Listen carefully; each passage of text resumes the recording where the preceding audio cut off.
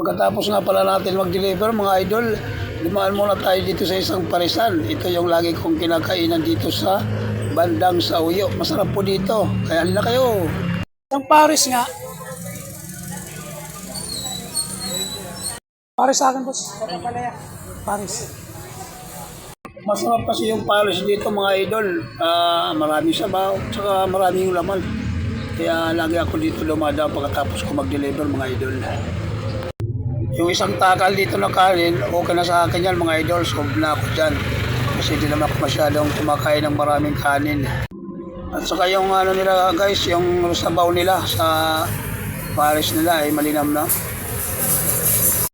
At ayan na nga mga idol, nilantakan ko na po yung Paris na nabili ko dito. Sobrang sarap dito mga idol. Tapos meron mga konting taba-taba ng ng baka. At ano mo lang ng kalamansi mga idol. Ganun ako maglagay ng ingredients. Kalamansi at saka hot sauce na ketchup. Masarap yun mga idol. Manamis-namis siya na masim-masim. Ayan, kain na tayo mga idol. Let's go!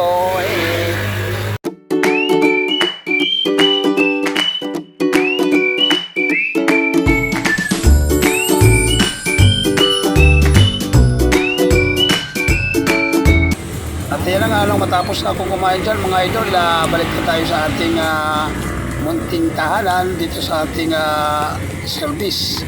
At dito lang tayo magpapahinga, magpapaumaga. At para sa kinabukasan ulit ay makapag-deliver ulit tayo. Thank you mga idol!